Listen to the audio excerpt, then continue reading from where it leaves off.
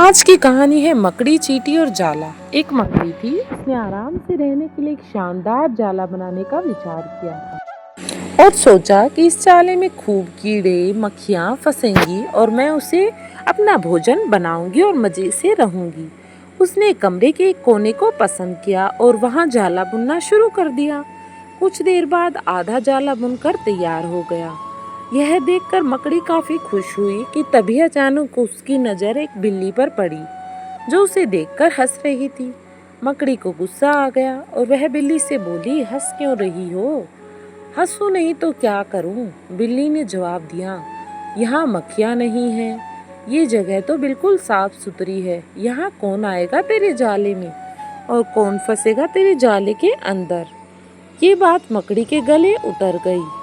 उसने अच्छी सलाह के लिए बिल्ली को धन्यवाद किया और जाला अधूरा छोड़कर दूसरी जगह पर रहने के लिए चली गई। उसने इधर उधर देखा तो उसे एक खिड़की नजर आई और फिर उसमें जाला बुनना शुरू किया। कुछ देर तक वह जाला बुनती रही।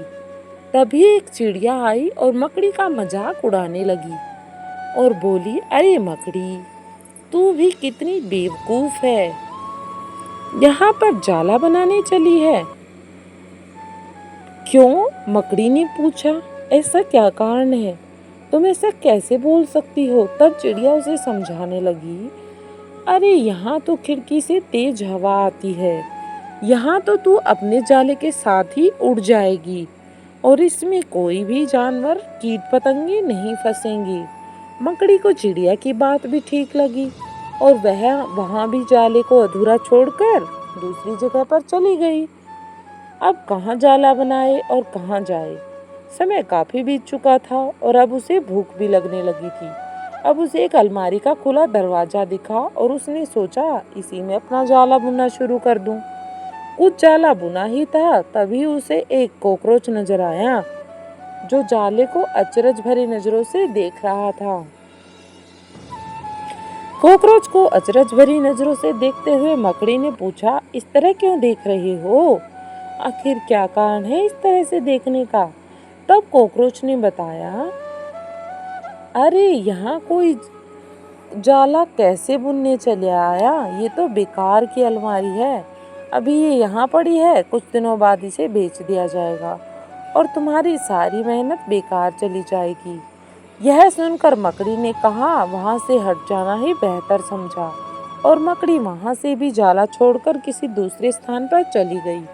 बार बार प्रयास करने से वह काफी थक चुकी थी और उसके अंदर जाला बुनने की क्षमता खत्म हो चुकी थी। अब उसमें जरा भी ताकत नहीं बची थी। भूख की वजह से वह परेशान थी। उसे पछतावा हो रहा था कि अगर पहले ही जाला बुन लेती तो अच्छा रहता, पर अब वह कुछ नहीं कर सकती थी। उसी हालत में पड़ी रही। जब मकड़ी को लगा कि अब कुछ नहीं हो सकता तो उसने पास से गुजर रही चींटी से मदद करने का आग्रह किया और उससे इस बारे में पूछा। तब चींटी ने उसकी मदद करने के बारे में सोची और बोली, मैं तुम्हें बहुत देर से देख रही हूँ। तुम बार बार अपना काम शुरू करती हो और दूसरों के कहने पर उसे अधूरा छोड़ देती हो और जो लोग ऐसा करते हैं उनकी यही हालत होती है।